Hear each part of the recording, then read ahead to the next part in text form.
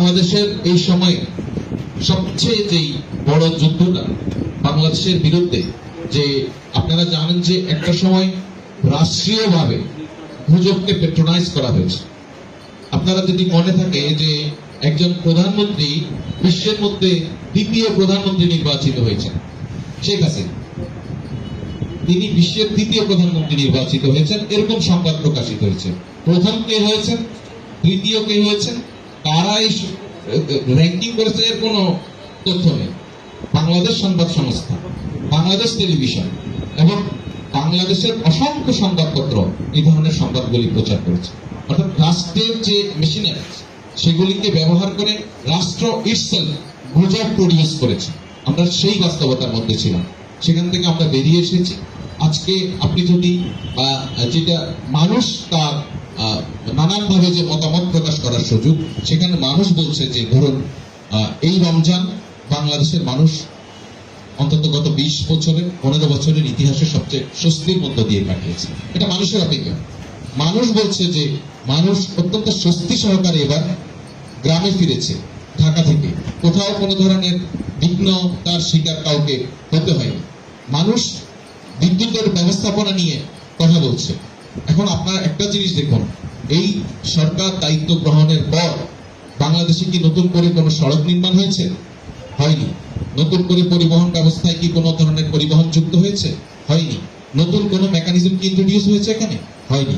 তাহলে এই ঘটনাগুলি কি ঘটলো? তার মানে দুর্বৃত্তায়নের যেই চর্চা আমাদের এখানে ছিল সেটা বন্ধ হয়েছে। সুতরাং মানুষের স্বস্তির জন্য আমাদের যে এক্সিস্টিং রিসোর্সেস আছে সেগুলি যে আসলে যথেষ্ট, আমরা উন্নয়ন বলে এক ধরনের লুটপাটতন্ত্র কায়েম করেছি। আমরা দেখেছি সাবেক স্বৈরাচারের আইকন শেখ হাসিনা তাহাজ্জুদের নামাজ পড়েই মিথ্যা কথা বলতে শুরু করতেন। এই যে এক প্রবল অত্যাচারের মধ্য দিয়ে দেশের মানুষ এক সংকীর্ণ অবস্থায় ছিল, মানুষ কোথাও কোনো পর্যায়ে দাঁড়িয়ে তার একটি অধিকারের কথা, একটি দাবির কথা বলতে পারতেন না। এর ফলে দেখুন মানুষের সকল দাবি তার ভিতরে জমা হয়ে আছে। সরকারের যারা কাজ করেন তাদের কথা আমি অত্যন্ত ক্ষুদ্র একজন মানুষ। আমাকে আপনারা আজকে কাছে পেয়ে আমার কাছে কতগুলি দাবি তুলে ধরলেন একটি জেলা। আপনি যদি চিন্তা করেন আমাদের 64 জেলার মানুষের, আপনারা হয়তো এখন হঠাৎ করে বলেছেন বলে আপনাদের দাবিগুলি সব মনে নেই। যদি একদিন সময় দেওয়া হয় দাবিগুলি সব নিয়ে এসব তালিকা হবে অনেক লম্বা। সারা দেশের এরকম দাবি রয়েছে, সারা দেশের 64 জেলারই এরকম দাবি রয়েছে। অতএব আমরা শুধু উন্নয়নের গল্প বলেছি।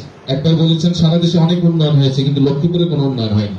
একইভাবে আপনি দিনাজপুর জেলায় যান, রাজবাড়ী জেলায় যান, ফরিদপুর জেলায় যান, গোপালগঞ্জে যান, ওখানকার মানুষের একই কথা বলবে সারা দেশে অনেক উন্নয়ন হয়েছে, গোপালগঞ্জে কোনো উন্নয়ন হয়নি। এই কথাটি বলবে। এর মানে আসলে আমাদেরকে এক ধরনের উন্নয়নের গল্প শোনানো হয়েছে। আমরা উন্নয়ন নামক অনেক প্রজেক্ট দেখেছি, মেগা প্রজেক্ট এবং লুটপাট। এখানে যে আরিফ বসা বাংলাদেশের এই মেগা প্রজেক্টের লুটপাটের সবচেয়ে বেশি এক্সাম্পলস গুলি যে মানুষের সামনে নিয়ে এসেছে তার মধ্যে একজন হচ্ছে আরিফ। তার সাংবাদিকতার মধ্যে দিয়ে সেটা প্রমাণ করেছে। অসংখ্য ভবন নির্মাণ হয়েছে, সে সমস্ত ভবনের কোনো বাস্তবতা নেই। এগুলি লুটপাট ছাড়া অন্য কোনো কারণ ছাড়া কিছুই হয়। সুতরাং আমরা সম্মিলিতভাবে বাংলাদেশের নাগরিকরা এখন এমন এক ট্রানজিশনাল পিরিয়ডের মধ্যে আছি, আমাদের নিয়ে প্রচুর ষড়যন্ত্র হচ্ছে, নানান ধরনের মিথ্যা বিভ্রান্তিমূলক তথ্য ছড়ানো হচ্ছে এই সরকারের বিরুদ্ধে প্রতিনিয়ত।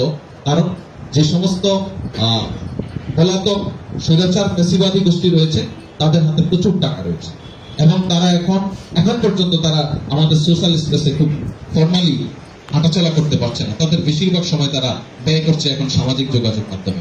সেখানেই তারা এই বিভ্রান্তিমূলক তথ্যগুলি ছড়াচ্ছে, তারা দেশের নাগরিকদেরকে বিভ্রান্ত করার চেষ্টা করছে। আমি আপনাদের কাছে অনুরোধ করব সংবাদকর্মী হিসেবে মানুষ যেন বিভ্রান্ত না হয়, মানুষকে বিভ্রান্তি দূর করতে আপনারা প্রত্যেকেই এই সরকারের এক একজন ভ্যানগার্ড হিসেবে, বাংলাদেশ রাষ্ট্রের সার্বভৌমত্বের জন্য এক একজন ভ্যানগার্ড হিসেবে কাজ করবেন, যেন বাংলাদেশকে আর কেউই কখনো বিপথে নিয়ে যেতে না পারে। আপনাদের কাছে আমি প্রত্যাশাটা রেখে আপনারা এই সুন্দর আয়োজন করার জন্য আপনাদেরকে অনেক কৃতজ্ঞতা এবং ধন্যবাদ জানিয়ে আমার বক্তব্য শেষ করছি। আসসালামু আলাইকুম।